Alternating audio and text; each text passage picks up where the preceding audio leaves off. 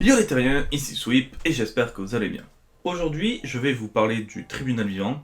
Et avant de commencer cette vidéo, il y a un youtubeur qui était donc Mizura qui a fait une super vidéo sur le tribunal vivant.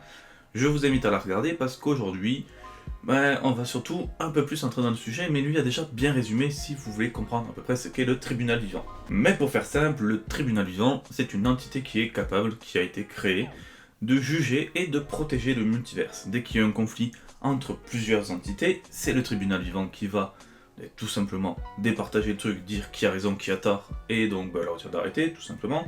Et aussi, il protège le multiverse. Là, on l'a vu à plusieurs reprises, comme dernièrement avec la dernière trilogie de Jim Starlin, où il allait voir le One Above All en disant le multiverse est un peu dans la merde, faudrait que t'agisses. Donc oui, le tribunal vivant n'a pas agi directement, mais on verra pourquoi dans cette vidéo.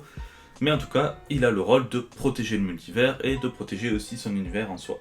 Et le grand rôle qu'on donne au tribunal vivant, qui est complètement vague, c'est celui d'être un tribunal. D'où son nom, le tribunal vivant.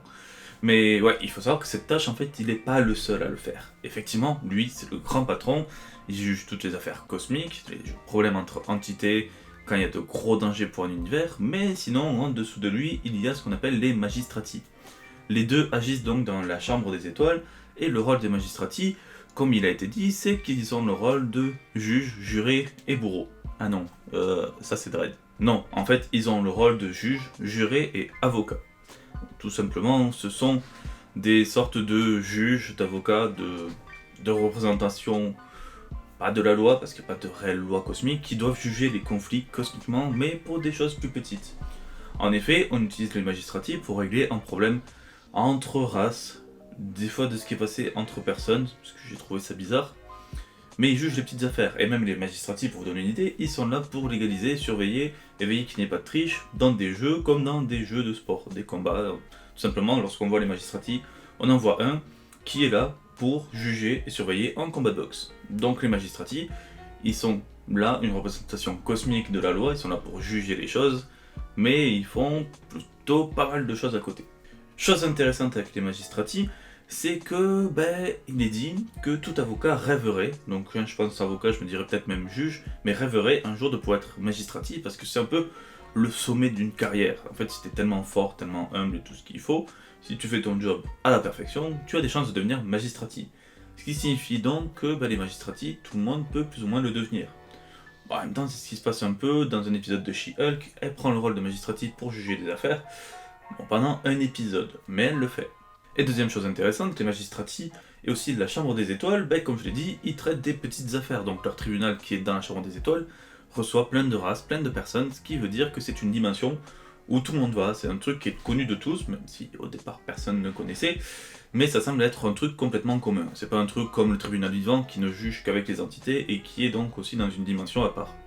Mais revenons du coup sur le tribunal vivant. Une des choses que l'on sait, que par exemple Mizuru a expliqué, c'est que le tribunal vivant a trois visages. Le visage avant que l'on voit représente l'équité, le visage qu'on a à droite représente la nécessité, et le visage à gauche représente, lui, la vengeance. Et une chose qu'il faut savoir, c'est que chacun de ces visages a une réelle représentation. La vengeance représente tout simplement la mort, mais aussi Seigneur Chaos aux yeux des Vishanti, et c'est même un peu un symbole de survie. La nécessité, elle, va représenter mettre ordre, éternité, mais aussi la morale. Et l'équité représente un aspect très particulier parce qu'elle va représenter Galactus, qui est né de rien, l'intermédiaire qui lui du coup est la fusion de deux, qui est né de deux choses, et en même temps aussi c'est le terme de choix, le fait d'avoir un choix et de pouvoir choisir. Ainsi on voit bien que le tribunal vivant à travers ses différents masques représente plusieurs choses, plusieurs entités, et englobe vraiment tout ce qu'est un univers. Et le tribunal vivant dit même que s'il devait avoir un quatrième visage, ce serait le visage de l'étranger. C'est une chose que le tribunal vivant suppose parce que quand il dit ça, l'étranger est devant lui et il n'est pas super content d'apprendre cette nouvelle. Il est un peu contre quoi. Mais c'est une chose qui peut peut-être arriver à l'avenir. Et maintenant qu'on a vu donc les visages du tribunal vivant, les choses qui l'englobent et aussi sa capacité à juger, il est temps de voir la chose la plus importante là-dedans, sa puissance. Tout le monde dira que le tribunal vivant est, comme on le donne dans ses définitions, un être surpuissant qui surveille le multivers, qui est censé tout juger et arrêter tout problème. Sauf que, en fait, c'est pas du tout ça. Déjà, si on se fie par rapport à la vidéo que j'ai fait la dernière fois, sur le One Above All qui n'est pas aussi puissant que ça, ben vous vous doutez bien qu'au final le tribunal vivant va pas être plus puissant que le One Above All. Et du coup on va même voir qu'il est encore moins puissant que ce qu'on pensait. En effet, le One Above All est mort à plusieurs reprises. Bon, déjà on l'a vu mourir par les Beyonders. Bon, ils étaient 3 et on va pas vraiment lui en vouloir là-dessus. Mais il est aussi mort à 2 autres reprises, donc par exemple avec le O2 Thanos, donc le Thanos qui avait le cœur de l'univers en soi, et qui absorba donc tout un univers et le tribunal vivant en faisait partie. Et une autre fois, c'était lorsque Maître Ordre et Seigneur Chaos se sont rebellés et l'ont décapité et donc tué pour prendre sa place. Donc, en analysant tout ça, on remarque que, effectivement, le tribunal vivant n'est pas si fort que ça. En plus, ajoutons à cela que dans la quadrilogie de Starling, on a Adam Warlock, celui qui venait d'une autre dimension, qui a absorbé son univers, et qui est donc là dans la nôtre, a pris la place de tribunal vivant. Parce qu'à cette époque, c'était juste après que les Beyonders les tuaient, et donc c'était pour créer une nouvelle hiérarchie. Donc, en analysant tous ces points, et surtout donc le point Thanos, Adam Warlock, on peut se poser une question. Pourquoi Adam Warlock aurait pris la place du tribunal vivant? On a 2 choix possibles par rapport à ça. Soit parce que c'était une dernière nécessité, parce qu'au final, on sait qu'Adam Warlock était plus puissant que les autres entités, donc pour les arrêter, c'était mieux de le prendre lui, vu qu'on pouvait pas faire autre chose à côté. Ou sinon, c'était qu'il était d'une puissance égale au tribunal vivant. Et bien moi, je vous le dis, Adam Warlock a été choisi parce qu'il était plus puissant que toutes les autres entités. Et aussi parce qu'il avait, en vérité, une forme de tribunal vivant en lui. Mais ça, on en parlera après sur le fait que le tribunal vivant n'est pas réellement multiversel. En effet, si on analyse les différentes morts du tribunal vivant, bon, les Beyonders, on oublie, ils sont surpuissants.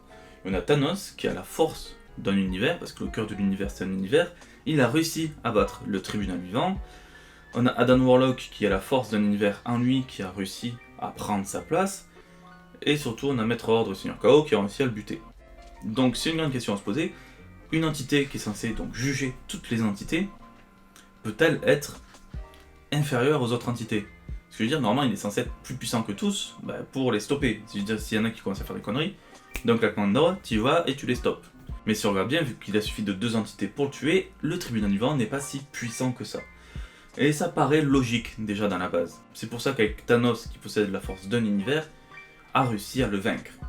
Et c'est aussi pour ça que de base, lorsqu'il va arrêter Thanos, il joue la carte du bluff en disant « Rends-moi le pouvoir comme il faut, sinon je viens le chercher ». Il joue la carte du bluff en disant « Je suis une entité, je suis l'entité suprême, juste au-dessus de moi il y a le One Above All, donc faut que tu m'obéisses, sinon tu vas en prendre plein le gueule ». Sauf que ça n'a pas marché. Et cela explique aussi une autre chose, pourquoi le tribunal vivant n'a pas agi lorsque Thanos avait le gant de l'infini qui a supprimé la moitié de l'univers. On sait que les autres entités, elles, ont agi et se sont fait massacrer, mais le One Above All n'était pas là. Pourquoi n'a-t-il pas agi?